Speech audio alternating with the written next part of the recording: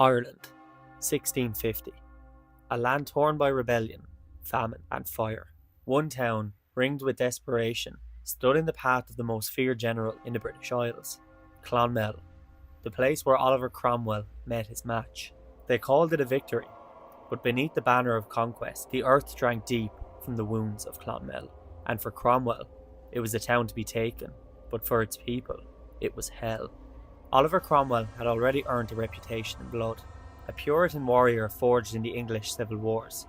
He believed he was chosen by God to purge evil from the land, whether it wore a crown or a Catholic cross. In 1649, the newly formed Commonwealth of England turned its eyes onto Ireland, where Royalists and Catholic Confederates still resisted. Cromwell landed in Drogheda. What followed was not war, but slaughter. Over 3,000 were killed after surrender. Wexford fell next. The message was clear: resist and be erased. By May 1650, Cromwell arrived at Clonmel, but here resistance would not collapse so easily. Inside the walls stood General Hugh Dubh O'Neill, an Ulsterman, Catholic, battle-hardened and methodical.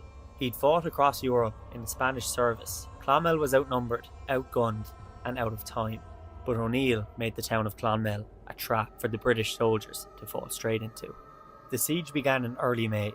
Parliamentarian guns roared day and night. Clonmel's walls, already old and fragile, crumbled under constant fire.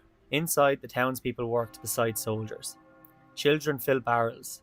Priests blessed makeshift barricades. Blacksmiths forged pikes from farming tools. Food grew scarce. Water was tainted with ash. And always the pounding of the cannons. Mairead Brennan, a mother of 5, wrote in her journal, "The sky does not darken for night, but for smoke. My youngest coughs blood, and still the English thunder." On May 9th, after days of bombardment, Cromwell's army breached the outer walls. The general prepared for another quick victory. Another town burnt, but he had walked straight into O'Neill's trap. Behind the breach, O'Neill had constructed an inner kill zone, a deadly funnel. At its base, musketeers waited. Above, pikemen stood ready. The English surged into a gap, and the slaughter began. Captain Edward Ludlow described it. The trench ran with blood. They fired from all angles. No man could lift his head without being felled. We were not in a breach, we were in a grave. As Cromwell's soldiers fell in the hundreds, the people of Clonmel suffered silently. The streets were lined with wounded. The churches were turned into hospitals. The priests gave final rites by the dozens. Mothers nursed babies too weak to cry. Rats fed on what soldiers could not. Teenagers became messengers. Old men took up swords they could barely lift. Every soul bled for the town. But even defiance has its limits. O'Neill knew the town would not hold for another day. That night, under the cover of darkness, the Irish garrison slipped away. The townspeople woke to silence.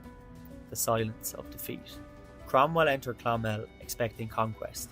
What he found was ruin. His army had bled more than anywhere in Ireland. Nearly 2,000 of his men lost in a single day. In his report, he did not boast of glory. He reported simply, Clonmel was taken, the Irish were gone. No statue stands for the townsfolk who held back an entire empire. No holiday marks their stand, but for 3 days in May, they became legends.